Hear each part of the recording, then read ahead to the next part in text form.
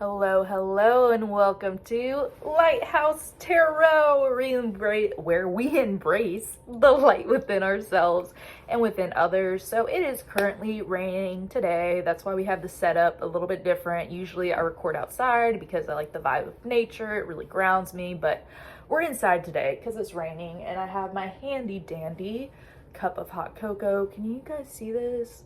I don't want to drop it. Can I do it without dropping it? Okay, it looks really good. Just take my word for it. It looks really good. So this is a video about everything that astrology has taught me over the past 4 years. I think the most important thing that I have found from astrology is learning that you are not just your sun sign, because for a long time I didn't believe in astrology because I'm an Aquarius sun, and none of the Aquarius memes on Facebook or Instagram were resonating with me. I'm like, I'm way too emotional for that.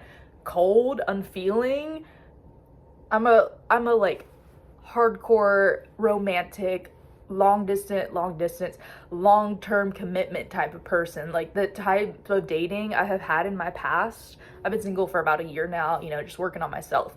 But whenever I did date, I would have one long-term commitment. I believe my first commitment was 2 years, another one for 1 year, and the third one was for 3 years, and then another one for 2 years. So and it was saying that Aquariuses never get into relationships. They just stay friends with people. They don't put labels on it. And I was like, I can see that, but not for me. And what I learned from astrology is you're not just your sun sign, baby. You're your rising, your sun and your moon. And my rising sign is Scorpio. And Scorpio is romantic. Scorpio is obsessive and possessive, meaning that people can become obsessed with you. You can become obsessed with other people. People like to possess you, and you like to possess other people. But there's also an unevolved Scorpio and an evolved Scorpio. An evolved Scorpio will let go of the fact of you need to own someone, and they'll have a healthy obsession with their partner. And with healthy, I don't really like the word obsession, but I can't think of a really good word right now. Maybe adoration. Yes, they will have a healthy adoration of the person that they are with. May that be their friend or may that be their romantic partner.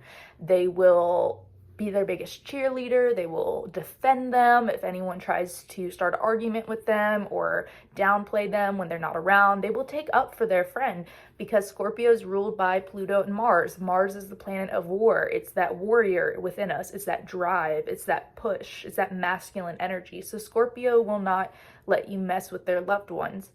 And Scorpio is very romantic. Scorpio is long-term. Scorpio's soulmate is Taurus, and Taurus is also long-term and wants to stay with someone for a long time. Tauruses usually end up dating one person for a couple years, and then they get married, and that's it. That's their dream person. Done deal. But again, you're not just your sun sign. You gotta look at your sun, moon, and rising.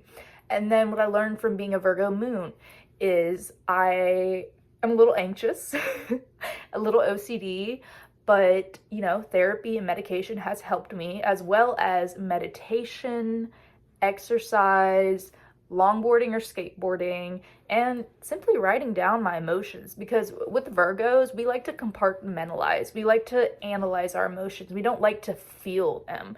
We don't like to acknowledge, oh my gosh, this person just hurt my feelings, or oh my goodness, I'm so heartbroken. With Virgo, we shut down. We go inside, much like the crab of Cancer. We go internal, and we try to analyze and find reason behind it. And Virgos are all about problem solving because they're a very grounded, they're earth sign. So learning that I'm a Virgo moon, I like to keep my space clean. I like to keep it organized.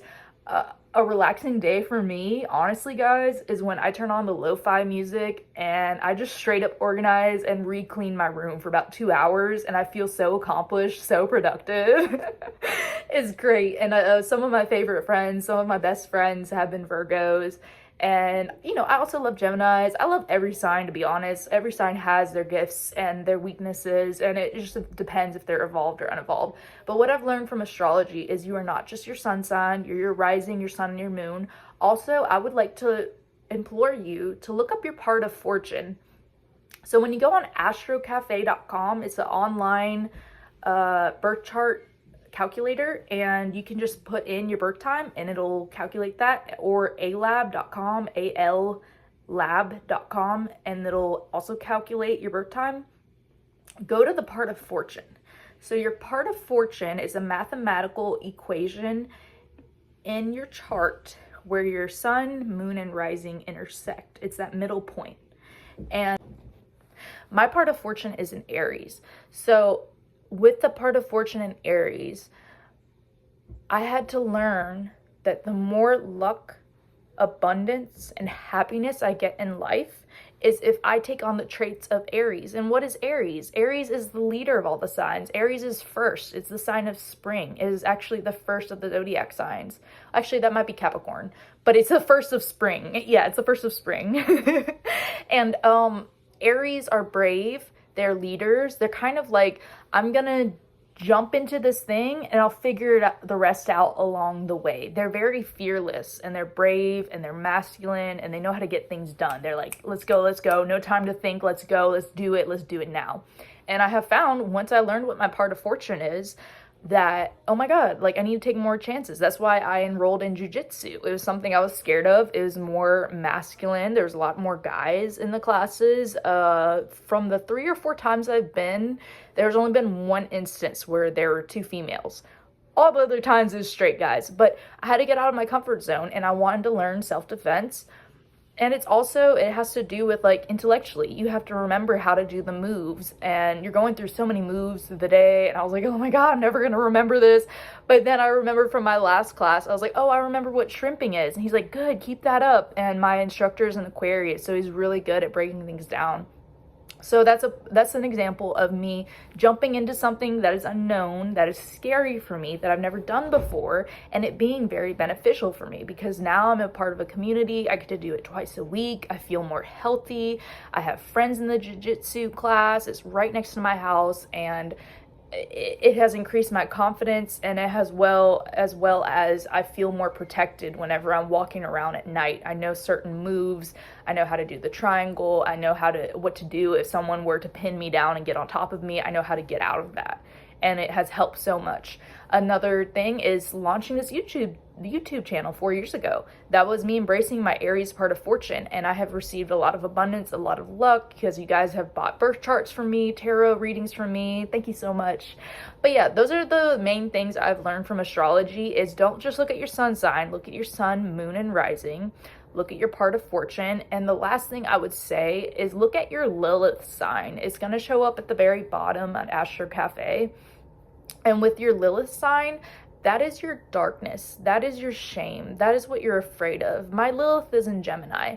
So I always have this subconscious fear that I'm talking too much, that people don't care about what I have to say, or maybe I'm not talking enough. Maybe I'm being too quiet on the other end with Lilith and Gemini. And this just comes from, a lot of environmental influences, childhood influences, being told shut up, being told you're annoying, all these negative aspects that get stuck in the back of our brain, and then we subconsciously feel it whenever we're talking to other people. So knowing what your Lilith and your Lilith sign is will really help you, because Lilith and Gemini, once you realize, oh, I have a Lilith and Gemini, I have this subconscious fear that what I'm talking about isn't interesting, or I'm talking too much, or I'm not talking enough, or it just helps you to realize what your shadow aspects are and to work on them in a healthy way. And as always, I highly recommend going to therapy for any of these issues. Astrology is just a tool. It's just psychology along with science of the stars. But I always implore you guys, get into therapy, talk to a trusted friend, journal down your feelings, work on yourself, and everything will come together. So that was what I have learned from astrology. I'll see you in the next one, guys. Bye!